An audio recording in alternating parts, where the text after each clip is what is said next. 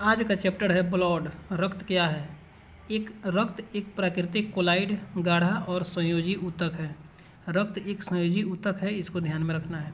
रक्त का पीएच मान कितना होता है? रक्त का पीएच मान 7.4 होता है। दूध का पीएच मान 6.4 होता है और समुद्री जल का पीएच मान 8.4 होता है। एक स्वस्थ मानव में कितना खून होता है? तो 5 से 6 लीटर होता है, या उसके कुल भार का 7% होता है। महिलाओं में पुरुषों की अपेक्षा कितना कम खून होता है? तो 1/2, आधा लीटर खून जो कम होता है। रक्त किसका परिवहन करता है? तो पोषक पदार्थ तथा गैसों का।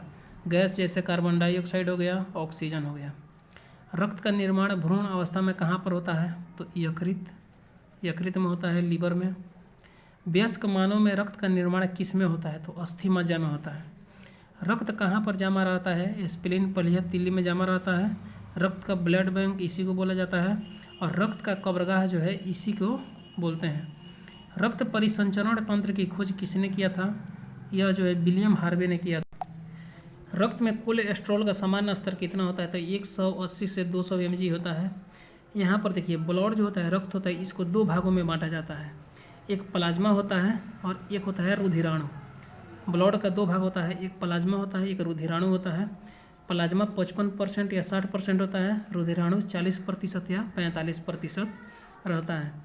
इसके बाद प्लाज्मा का फिर दो भाग है, एक फाइब्रिनोजेन और प्रोथ्रोम्बिन होता है।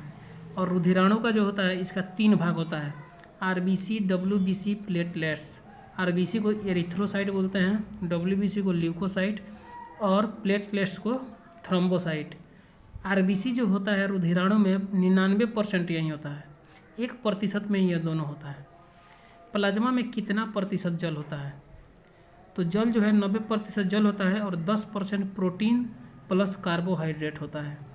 प्लाज्मा में पाए जाने वाले प्रोटीन क्या है? तो फाइब्रिनोजेन और प्रोथ्रोम्बिन है। रक्त का थक्का बनाने वाले प्रोटीन कौन है? तो फाइब्रिनोजेन और प्रोथ्रोम्बिन जो है रक्त का थक्का बनाते हैं, और विटामिन के इसकी मदद करता है।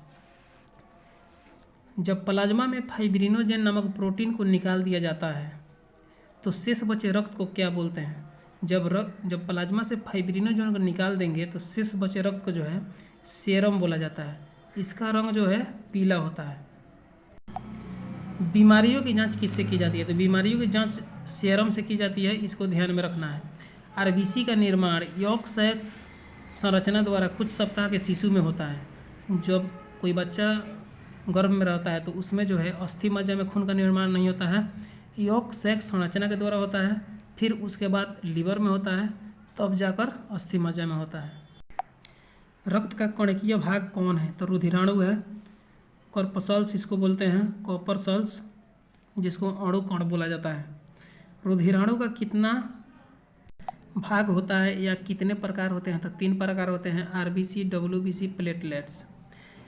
आरबीसी का फुल फॉर्म होता है रेड ब्लड कॉर्पसल्स, लाल रक्त कणिका। डब्ल्यूबीसी का होता है व्हाइट ब्लड कॉर्पसल्स, श्वेत रक्त कणिका। रुधिराणु का कितना प्रतिशत भाग आरबीसी होता है? तो 99% आरबीसी रहता है। आरबीसी की कुल संख्या 5 मिलियन या 50 लाख के बराबर होती है। आरबीसी में क्या नहीं पाया जाता? वेरी इंपॉर्टेंट क्वेश्चन जो है यह है, आरबीसी में क्या नहीं पाया जाता है? तो केंद्रक और लाइसोसोम जो है आरबीसी में नहीं पाए जाते हैं, क्योंकि लाइसोसोम को आत्महत्या की थैली बोला जाता है। आरबीसी को क्या कहते हैं और इसका जीवन काल कितना होता है? तो आरबीसी को एरिथ्रोसाइट बोला जाता है, इसका जीवन काल जो है 120 दिन का होता है। आरबीसी का निर्माण और मृत्यु कहाँ पर होती है? निर्माण इसका अस्थि मज्जा में होता है और मृत्यु इसकी पलिया और यकृत दोनों में होता है। शिशु अवस्था में आरबीसी का निर्माण कहाँ होता है? तो लीवर यानी यकृत में होता है। आरबीसी का आकार कैसा होता है? गोल होता है। आरबीसी का मुख्य कार्य क्या है? ऑक्सीजन तथा CO2 कार्बन डाइऑक्साइड का परिवहन करना। आरबीसी में क्या पाया जाता है? आरबीसी में हीमोग्लोबिन पाया जाता है, और हीमोग्लोबिन कौन उपस्थित रहता है? तो लोहा रहता है। हीमोग्लोबिन के कारण ही खून का रंग जो है लाल होता है। हीमोग्लोबिन का क्या कार्य है? ऑक्सीजन तथा कार्बन डाइऑक्साइड का परिवहन करना। हीमोग्लोबिन की कमी से कौन सा रोग होता है? एनीमिया और रक्तता होती है। डब्ल्यूबीसी की संख्या कितनी होती है? 8,000 से लेकर 10,000 के बीच में होती है। डब्ल्यूबीसी में क्या नहीं होता है? हीमोग्लोबिन नहीं होता है, लेकिन केंद्रक जो है होता है। WBC में हीमोग्लोबिन नहीं होता लेकिन केंद्रक होता है, और RBC में अभी थोड़ी देर पहले बताए थे उसमें केंद्रक और लाइसोसोम नहीं होता है। इसका रंग जो है सफ़ेद होता है। WBC का आकार जो है अनियमित होता है क्योंकि अलग अलग जीवाणुओं से हमेशा लड़ता है, इसीलिए इसका आकार जो है फिक्स नहीं रहता। WBC का निर्माण कहाँ होता है? तो अस्थि मज्जा, जिसका जीवन काल 2 से 4 दिन होता है। RBC और WBC कितना कितना होता है? तो 600:1 में रहता है। WBC को क्या कहते हैं? ल्यूकोसाइट बोला जाता है। WBC क्या करता है? संक्रमण तथा रोगों से रक्षा करता है। WBC कितने प्रकार के होते हैं? यह जो है 5 प्रकार के होते हैं। ओसिनोफिल, बेसोफिल, न्यूट्रोफिल, मोनोफिल, लिम्फोसाइट। ये जो ओसिनोफिल होता है, बेसोफिल और न्यूट्रोफिल बैक्टीरिया का भक्षण करता है। मोनोसाइट सबसे बड़ा होता है, और जो लिम्फोसाइट होता है एंटीबॉडी का निर्माण करता है तथा जीवाणुओं को नष्ट करता है। पोलियो में कौन प्रभावित होता है? तो लसिका तंत्र होता है। रक्त का थक्का, क्लॉटिंग। रक्त का थक्का 2 से 5 मिनट में बनना कौन सी क्रिया कहलाती है? तो कैस्केल क्रिया कहलाती है। रक्त बाहर आने पर उसमें उपस्थित थ्रोम्बोसाइट वायु से संपर्क करने पर किस में बदल जाता है? तो यह जो है थ्रोम्बोप्लास्टिन में बदल जाता है। थ्रोम्बोप्लास्टिन कैल्शियम से अभिक्रिया करके रक्त में पहले से उपस्थित प्रोथ्रोम्बिन को किस में बदलता है? तो थ्रोम्बिन में। थ्रोम्बिन रक्त में पहले से उपस्थित फाइब्रिनोजेन को किस में बदलता है? तो फाइब्रिन में। फाइब्रिन की रचना कैसी होती है? तो जाली के समान होती है। रक्त का बहाव कैसे रुक जाता है? फाइब्रिन वाली जाली में रुधिराणु आकर फंस जाते हैं, जिसके कारण जो होता है रक्त का बहाव रुक जाता है। अब यहाँ पर हम लोग थोड़ा शॉर्टकट में देखेंगे। थ्रोम्बोसाइट जो वायु से अभिक्रिया करता है तो थ्रोम्बोप्लास्टिन का निर्माण करेगा। थ्रोम्बोप्लास्टिन कैल्शियम और प्रोथ्रोम्बिन अभिक्रिया करके थ्रोम्बिन बनाएंगे। थ्रोम्बिन प्लस फाइब्रिनोजन मिलकर फाइब्रिन बनाएंगे। फाइब्रिन की आकृति जो होती है जालीनुमा होती है, और रुधिराणु आकर इसमें फंस जाएंगे तो रक्त का थक्का बन जाएगा। रक्त के स्कंदन या थक्का जमाने में अनिवार्य पदार्थ क्या है? विटामिन के, रुधिराणु जैसे थ्रोम्बोसाइट, प्लेटलेट्स, तत्वों में कैल्शियम हो जाएगा, प्रोटीन में फाइब्रिनोजेन और प्रोथ्रोम्बिन। शरीर के अंदर रक्त को जमने से कौन रोकता है? तो हेपेरिन रोकता है, इसको एंटी क्लॉटिंग बोला जाता है। बाहर आने पर क्या होता है कि यह निष्क्रिय हो जाता है और रक्त में पाया जाता है। अनुवांशिक रोग कौन सा है? वर्धानता और हीमोफीलिया जो है अनुवांशिक रोग है।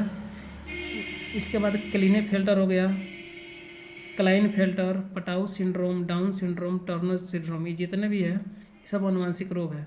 इसमें जो होता है प्राथमिक रंग को पहचानना मुश्किल हो जाता है। हीमोफीलिया खून का थक्का नहीं बनता है। क्लिनेफेल्टर इसमें जो है गुणसूत्र की संख्या 47 हो जाती है, जिसमें लेडीज और जेंट्स दोनों का लक्षण पाया जाता है। प्राथमिक रंग कौन होता है? तो लाल, हरा और नीला होते हैं। हीमोफीलिया बीमारी किससे प्रारंभ हुई? इंग्लैंड की महारानी एलिजाबेथ से प्रारंभ हुआ था। ब्लड ग्रुप, रक्त समूह का खोज किसने किया? लैंड एस्टिनर ने किया था। मानव में मुख्य रूप से कितने रक्त समूह पाए जाते हैं? मुख्य रूप से 4 है, जबकि कुल रक्त समूह की संख्या 33 है। रक्त समूह की भिन्नता के कारण क्या है? तो RBC में पाया जाने वाला ग्लाइकोप्रोटीन। एंटीजन नाम दिया था, किसने दिया था? लैंड एस्टिनर ने। ग्लाइकोप्रोटीन का नाम एंटीजन है, किसने कहा? लैंड एस्टिनर ने कहा था। एंटीजन कितने प्रकार के होते हैं? 2 प्रकार के, ए और बी। जिसमें एंटीजन ए पाया जाता है उसको ब्लड ग्रुप ए बोला जाता है।